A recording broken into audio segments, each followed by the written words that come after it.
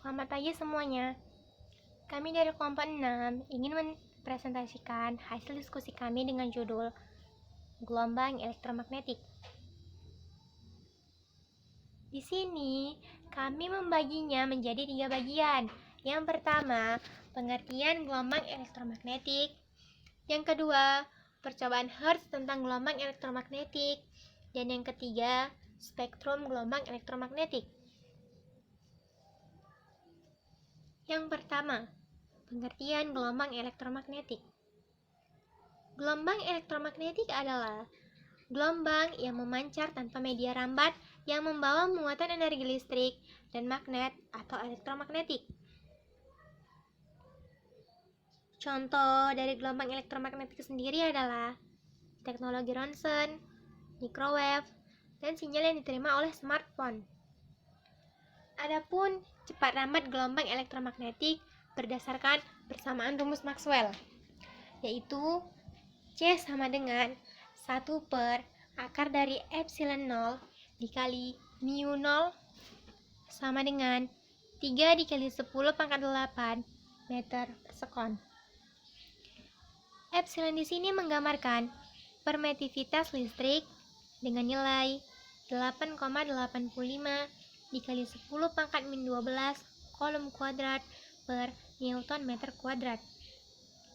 Dan epsilon di sini menggambarkan permeabilitas magnetik dengan nilai 4V dikali 10 pangkat min 7 Newton sekon kuadrat per kolom kuadrat. Kita memasuki contoh soal, yaitu gelombang elektromagnetik dalam suatu medium memiliki kecepatan rambat 2,7 dikali 10 pangkat 8 meter per sekon. Jika permitivitas medium 12,76 dikali 10 pangkat min 12 Wb per AM, maka tentukanlah permeabilitas maksimumnya. Diketahui V sama dengan 2,7 dikali 10 pangkat 8 meter per sekon dan epsilonnya 12,76 dikali 10 pangkat min 12 Wb per AM. Newton sekon kuadrat per kolom kuadrat itu sama dengan Wb per AM. Dan yang ditanyakan adalah mu-nya. Kita dapat menggunakan rumus V sama dengan 1 per akar dari epsilon dikali mu, atau mu sama dengan 1 per epsilon dikali V kuadrat. Kita menggunakan rumus yang kedua, lalu masukkan angkanya. Mu sama dengan 1 per 12,76 dikali 10 pangkat min 12 dikali 2,7 dikali 10 pangkat 8 pangkat 2. Mu sama dengan 1,1 dikali 10 pangkat min 6 Wb per AM.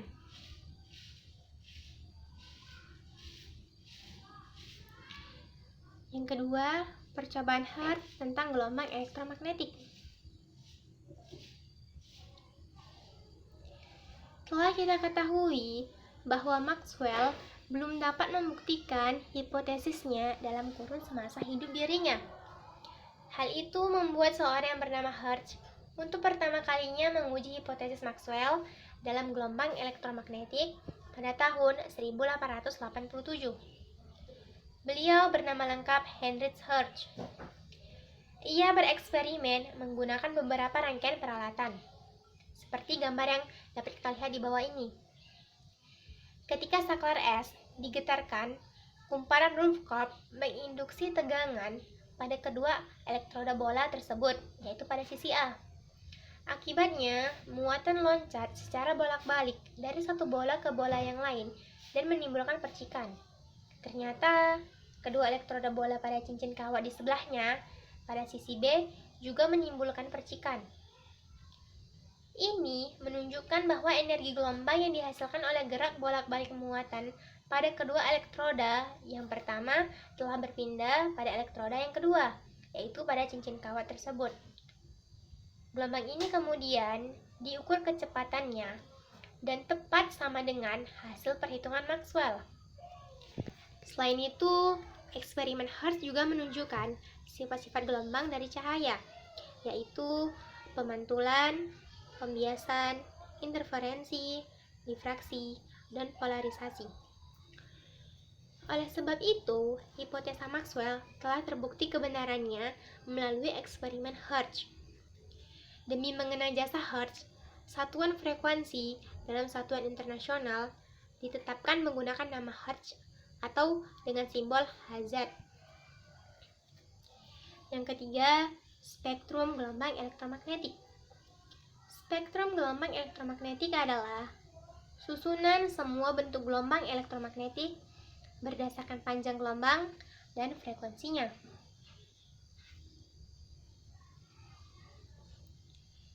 Di sini kita dapat melihat spektrum gelombang elektromagnetik. Gelombang elektromagnetik terdiri atas gelombang yang frekuensi dan panjang gelombangnya berbeda, namun memiliki kecepatan rambat yang sama, yaitu 3 dikali 10 pangkat 8 meter per sekon. Maka, hubungan antara frekuensi, panjang gelombang, dan cepat rambat gelombang sebagai berikut. C sama dengan lambda per F, di mana C adalah cepat rambat gelombang elektromagnetik dengan satuan meter per sekon. Lambda adalah panjang gelombang dengan satuan meter, dan F adalah frekuensi dengan satuan Hz. Ada beberapa jenis gelombang elektromagnetik. Yang pertama yaitu gelombang radio. Gelombang radio ini dihasilkan oleh muatan-muatan listrik yang dipercepat melalui kawat-kawat penghantar. Muatan-muatan ini dibangkitkan oleh rangkaian elektronika yang disebut osilator.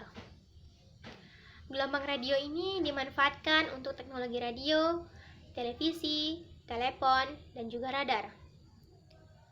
Cara kerja gelombang radio yaitu dengan merambat di udara bebas dengan kecepatan 300.000 km per detik. Getaran-getaran suara dalam percakapan telepon atau getaran yang ditimbulkan oleh pengirim tanda-tanda telegraf atau fasimile diubah menjadi getaran-getaran listrik sepanjang penyalurannya. Sesampainya di tempat tujuan, getaran listrik itu diubah kembali menjadi getaran informasi yang dapat didengar dan dimengerti oleh si penerima berita melalui pesawat telepon, pesawat telex, faksimil, atau monitor suatu penerima televisi. Contoh soalnya yaitu radio RCS FM mengudara dengan panjang gelombang 3 meter. Pada frekuensi berapakah radio itu ditangkap dengan jelas? Di sini kita gunakan persamaan C sama dengan lambda dikali V. Karena ditanya frekuensi, maka rumusnya adalah V sama dengan C per lambda. Kita masukkan angkanya yaitu V sama dengan 3 dikali 10 pangkat 8 meter per sekon per 3 meter, sama dengan 1,0 dikali 10 pangkat 8 Hz. Jadi, frekuensi radio tersebut adalah 100,0 meter Hz. Yang kedua, gelombang mikro atau biasa kita sebut dengan microwave. Gelombang mikro ini dihasilkan oleh tabung klistron yang berfungsi sebagai penghantar energi panas. Jika gelombang mikro diserap oleh suatu benda, maka akan muncul efek pemanasan pada benda tersebut. Proses inilah yang dimanfaatkan dalam microwave oven untuk memasak makanan dengan cepat dan ekonomis. Di sini kita dapat melihat gambar microwave. Bagaimana sih cara kerja microwave tersebut? Microwave bekerja dengan cara memancarkan radiasi gelombang mikro melalui makanan. Gelombang mikro tersebut memicu molekul air dalam makanan saling bergesekan, sehingga dapat memproduksi panas yang mematangkan makanan.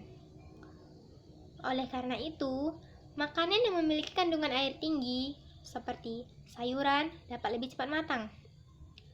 Panas yang diproduksi dari molekul air ini juga menyebabkan panas tidak akan diserap oleh wadah makanan dari bahan gelas, plastik khusus, dan keramik. Jadi, wadah akan tetap terasa hangat tetapi suhunya tidak sepanas makanan. Contoh soalnya yaitu gelombang mikro memiliki frekuensi 900 MHz dipancarkan dari sebuah radar. Berapakah panjang gelombang mikro tersebut? Di sini diketahui F-nya sama dengan 900 MHz sama dengan 9 dikali 10 pangkat 8 Hz. C-nya sama dengan 3 dikali 10 pangkat 8 meter per sekon.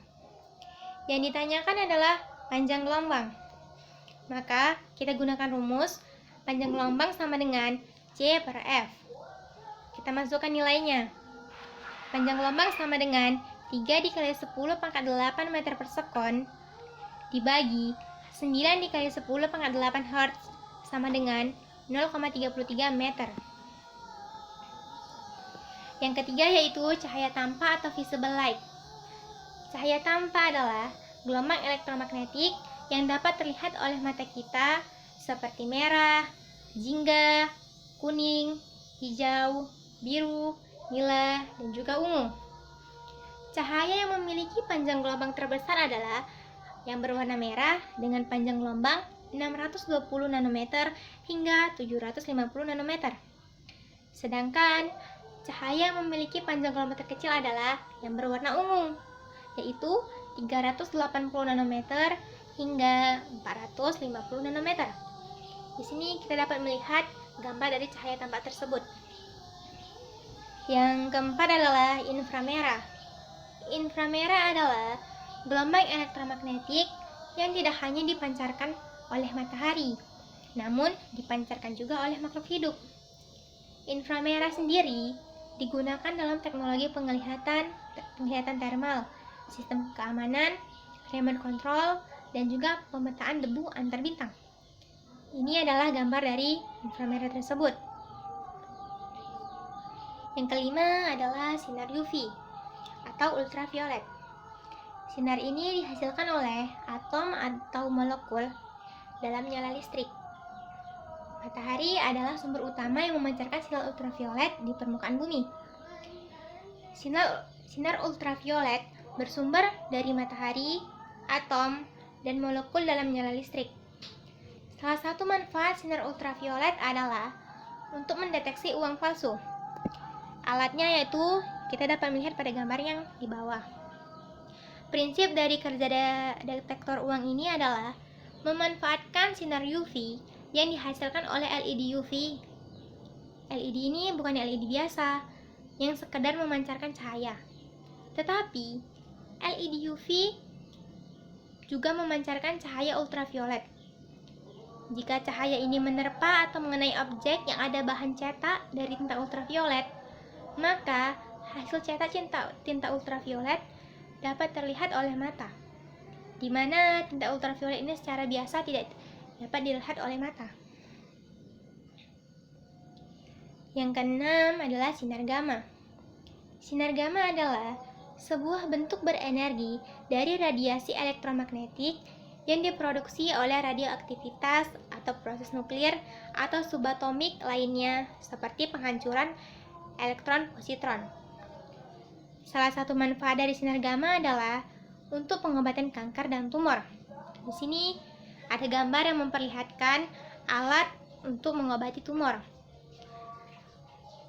Alat ini bekerja dengan radiasi gamma tersebut dapat merusak materi genetik atau DNA dari sel tumor sehingga mampu membasmi sel tumor dan membuat tumor menyusut secara perlahan.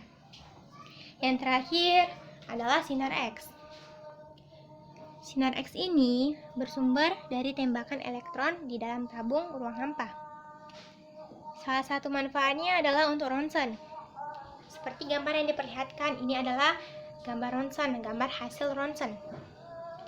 Cara kerja alat ini adalah ketika pemeriksaan X-ray dilakukan, mesin akan mengirimkan gelombang radiasi elektromagnetik secara singkat ke tubuh untuk memindai kondisi tubuh bagian dalam. Radiasi yang diserap oleh masing-masing bagian tubuh akan berbeda-beda. Inilah nantinya yang akan membuat hasil foto X-ray menampakkan perbedaan warna dari putih abu-abu, hingga hitam. Demikianlah hasil kerja kami. Sekian dan terima kasih.